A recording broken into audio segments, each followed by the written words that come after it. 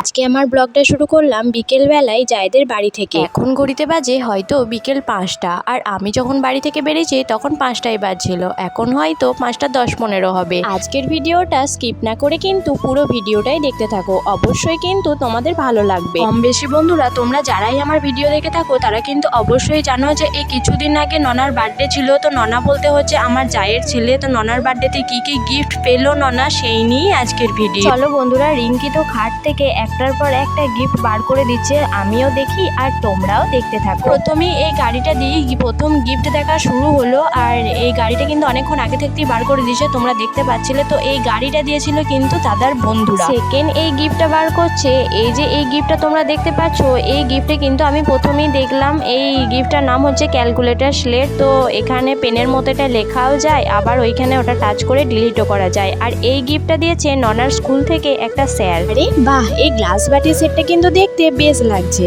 আর এই গ্লাস বাটি সেটটা দিয়েছে দাদার কোনো একটা বন্ধু। এই যে দেখতে পাচ্ছ যে লাল কালারের ব্যাগটা, এই লাল কালারের ব্যাগটা যে কে দিয়েছে বললো আমার ঠিক এখন মনে পড়ছে না, কিন্তু ওই যে রিঙ্কির কোলে যেটা আছে, মানে এই যে কেল বক্স আর খাতা পেন সমেত এই ব্যাগটা দিয়েছে। এই ব্যাগটা দিয়েছে হচ্ছে রিঙ্কির একটা বান্ধবী হয়, সেই এসেছিলেন আর এই ব্যাগটা দিয়ে গেছে। এই ব্যাগটা দিয়েছে জীবন ভাই। জীবন ভাই হলো আমাদেরই এক দেওর। এই যে দেখতে পাচ্ছ এই বোতলটা, এই বোতলটা কে দিয়েছে জানি না, কিন্তু যেই দিক না কেন এটা কিন্তু একবারে বাচ্চাদের মতনই দিয়েছে। আর এই যে এই টিফিন বক্স বোতল, এটা কিন্তু খুব ভালো দিয়েছে। কে দিয়েছে এটা জানি না, আমি ভুলে গেছি। ও বলেছে, কিন্তু এডিটিং করে ভয়েস রেকর্ড দিতে যাওয়ার সময় কিন্তু আমি একদমই ভুলে গেছি। তো যেগুলো যেগুলো আমার মনে আছে সেগুলোই তোমাদেরকে বলছি কে কোনটা দিয়েছে। এদিকে ননা আর আমার মেয়েটার কাণ্ড দেখেছো, আমার মেয়ে তো ওখানে জানলা পেয়ে একদম ভুলেই গেছে, এদিকে আর দিক মারাই নাই। আর এদিকে ননা ওর মায়ের কাছে বকা খাচ্ছে, কারণ ও গাড়িটাকে খুলবে, গাড়িটা খুলেও চালাবে। তো ওদিকে মা বেটার ঝগড়া দেখতেই ব্যস্ত। তারপরে মা হঠাৎ করে ডাকছে একবার বাইরে আয়, একটা জিনিস দেখে যা। তো আমি মাকে জিজ্ঞাসা করলাম কি দেখবো, মা বলছে তুই বকিস না, তাড়াতাড়ি একবার বাইরে আয়। তারপরে এসে দেখি দুটো সাপে শঙ্খ লেগেছে। আর বিশ্বাস করো বন্ধুরা, আমি এসেই কিন্তু ভিডিওটা করতে আরম্ভ করিনি, কিছুক্ষণ পর থেকে ভিডিওটা করছিলাম। আর ওই সাপগুলো যে এত উঁচুতে উঠছে, উঠতে উঠতে উঠতে তো ওরা বন দিয়ে চলে গেল। তারপরে আমিও চলে এলাম রুমের ভেতর, আর এসে আবারও গিফট দেখতে শুরু করে দিলাম। তারপরেই দেখো এই গেম বোর্ডটা, এই গেম বোর্ডটা কিন্তু খুব ভালো হয়েছে, কিন্তু এখন সেরকম কেউ সচরাচর গেম বোর্ডে গেম খেলে না, সবাই এখন ফোনেতে নিয়ে ব্যস্ত। তো এই গেম বোর্ডটায় একদিকে লুডো ছিল আর একদিকে ক্যারাম বোর্ড ছিল। তারপর দেখে নিলাম এই হটপটটা। এতগুলো যে জিনিস দেখলাম সবার মধ্যে কিন্তু আমার এই হটপটটাই ভালো লেগেছে। আর এই হটপটের কালারটা কিন্তু কোনো কথা হবে না, মানে স্কাই ব্লু কালারের জিনিস কিন্তু খুব সুন্দর দেখতে লাগে। দেখবে বন্ধুরা, এই সংসারে কোনো ছোটোখাটো জিনিস যদি গিফট পাওয়া থাকে সেগুলো কিন্তু সংসারের খুব কাজে আসে। যেমন এই হটপট, ননস্টিকের কোনো জিনিস, ইস্ত্রি, আরও নানান রকম জিনিস। এই যে এই টেডিটাকে দেখতে পাচ্ছ, এই টেডিটা দিয়েছে কুমারেশ। আচ্ছা কুমারেশ, তুই যদি আমার এখন ভিডিওটা দেখে থাকিস তাহলে একটা লাইক আর একটা কমেন্ট করিস। বন্ধুরা তোমরা হয়তো ভাবছো কুমারেশকে, কুমারেশটা হলো আমাদের ভাসুরপো। কুমারেশ আমাদেরকে কাকিমা বলে ডাকে, তাহলে তো আমাদের ভাসুরপোই হলো। তো কুমারেশ এই টেডিটা ননাকে দিয়েছে। যাই হোক, তারপর দেখে নাও এই পড়ার টেবিলটা। এই পড়ার টেবিলটা কে যে দিয়েছে বললো সেটাও কিন্তু আমার এখন মনে পড়ছে না, তবু যে দিয়েছে সে কিন্তু ভালোই করেছে, খুব সুন্দর হয়েছে টেবিলটা। আর ননার এই টেবিলটা ছোট ক্লাস থেকে বড় ক্লাস অনেক দিন পর্যন্তই কিন্তু এই টেবিলটা কাজে আসবে। বন্ধুরা তোমরা একবার জানালার দিকে তাকিয়ে দেখো, আমার এদিকে গিফট দেখতে দেখতে সন্ধে হয়ে গেল, কিন্তু এখনো আমার গিফট দেখা শেষ হলো না। তো তোমাদেরকে আমি আবারও একবার টেবিলটা ভালো করে দেখিয়ে দিলাম। না হয়েই গেছে, জিনিসপত্র দিক থেকে এই টেবিলটাই ছিল লাস্ট। আর দুটো জিনিস আছে, ওটা তোমাদেরকে আমি লাস্টে শেয়ার করব। এরপরে রিঙ্কি আমাকে বার করে দিল জামা কাপড়ের ব্যাগগুলো।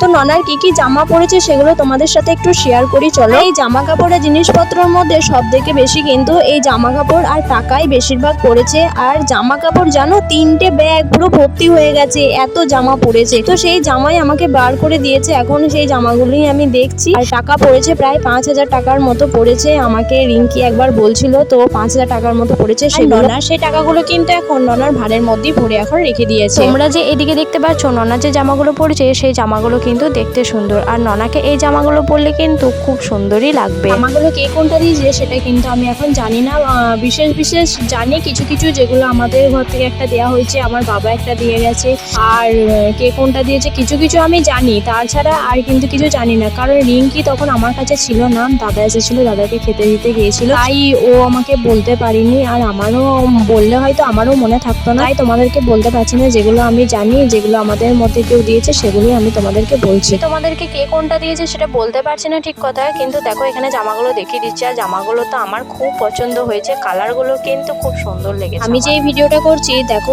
লাইটের কারণে কিন্তু একটু ঝাপসা লাগছে। আসলে আমি স্ট্যান্ডটা নিয়ে যাইনি, স্ট্যান্ডটা যদি আমি নিয়ে যেতাম তাহলে এইটা হতো না। আমার স্ট্যান্ডটা হাতে নিয়ে যেতে জানো তো এখন লজ্জা লাগে, তার জন্য আমি স্ট্যান্ডটা নিয়ে যেতে পারিনি। আর স্ট্যান্ডটা যদি থাকতো তাহলে লাইটের দিকে ঘুরিয়ে ভিডিওটা করতে পারতাম, তাহলে এতটা ঝাপসা কিন্তু লাগতো না।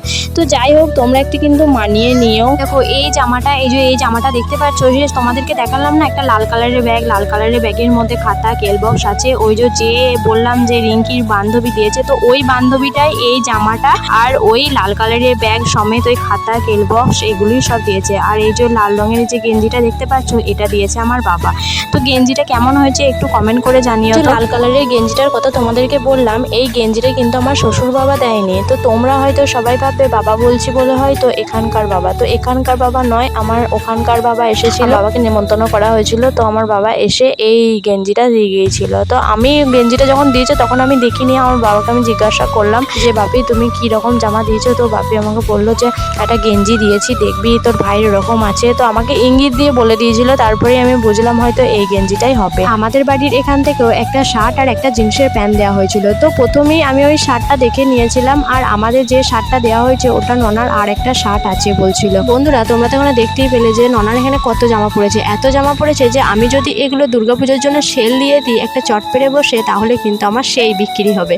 তো দিয়ে দিই নাকি সেলটা? তোমাদের কি মত তাহলে কমেন্ট বক্সে কমেন্ট করে জানিও। যাই হোক, আমি ঘরের মধ্যে পাখাটা বন্ধ করে দিয়ে এসে এখন বাইরে চলে এসেছি। বললাম না তোমাদেরকে দুটো জিনিস দেখাবো। আর দেখো এই যে এই রং পেন্সিল সমেত, খাতা সমেত, এটা দেখতে পাচ্ছ, এটা একটা ওর বন্ধু দিয়েছে, আর এই সাইকেলটা দিয়েছে ননার মাসি। যাই হোক বন্ধুরা, আজকের ভিডিওটা এই পর্যন্তই। আবারও দেখা হবে অন্য কোনো ভিডিও নিয়ে। সবাই ভালো থেকো, সুস্থ থেকো, সাবধানে থেকো।